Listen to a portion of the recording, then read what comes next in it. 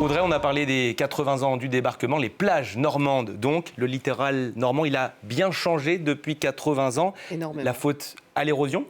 Oui, une érosion qui menace même les sites historiques du débarquement. Sur la pointe du Hoc, le sentier en bord de falaise a dû être fermé. Trop dangereux. Le long des falaises, plusieurs bunkers sont déjà tombés dans la mer. En 80 ans, le littoral a reculé d'une dizaine de mètres. C'est déjà pas mal. L'érosion est aggravée par le réchauffement climatique qui fait aussi monter le niveau de la mer.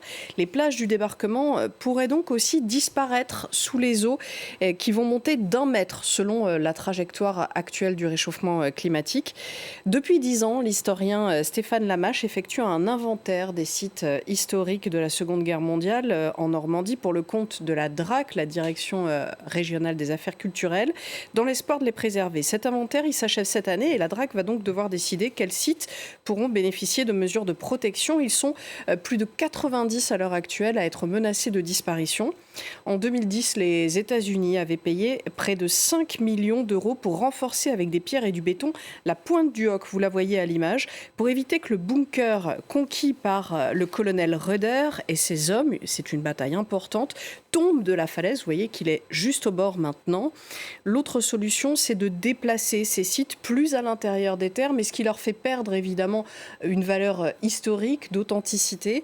Le recul du littoral est si rapide que le musée d'Utah Beach doit lui-même être déplacé. En attendant, du sable est rajouté tous les 2 ans sur la plage pour tenir la mer encore à distance quelque temps. Alors on l'a bien compris en vous entendant, l'érosion menace donc les sites historiques du débarquement, mais pas que, les habitations, les lieux de vie aussi sont concernés. Oui, pour comprendre la violence du phénomène d'érosion sur les côtes normandes, on va regarder ce terrible éboulement. C'était à Étretat, sur la côte normande, il y a 2 ans.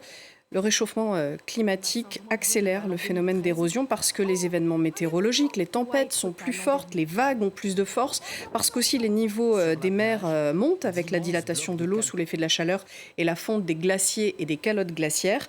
Depuis 1900, on estime que le niveau des mers s'est déjà élevé de 20 cm et que depuis 30 ans, le rythme de cette élévation du niveau des mers a doublé. Ce n'est pas un problème propre à la Normandie, du coup, vous le comprenez. Les sites du débarquement nous permettent juste de mesurer l'ampleur du phénomène et de mettre aujourd'hui la lumière dessus.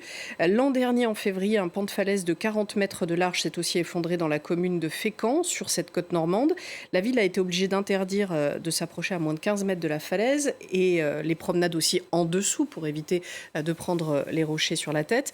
Ce cas, il était exceptionnel par son importance, comme celui d'Étretat, mais des éboulements, il y en a une 50aine par an sur cette côte.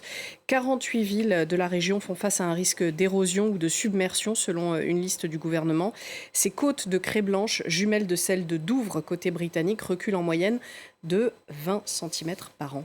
On a vu le phénomène côté français. En Normandie, on imagine que c'est pareil chez nos voisins britanniques. Oui, tout à fait. 17% du littoral britannique est déjà affecté par l'érosion. Selon les chercheurs, les côtes britanniques sont celles qui s'érodent le plus rapidement en Europe. Et cela parce que sur une bonne partie de la façade sud et de la façade est de la Grande Île, la composition géologique de la côte est très fragile. Il s'agit d'argile, de sable.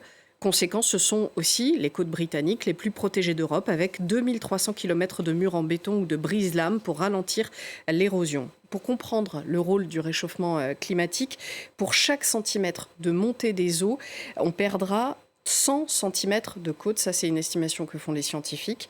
Ce qui a surtout retenu l'attention des médias en Grande-Bretagne, c'est le recul impressionnant du littoral dans la région de Norfolk sur la côte est. Là, l'érosion est plus rapide qu'ailleurs, c'est 1 à 2 mètres par an qui sont perdus.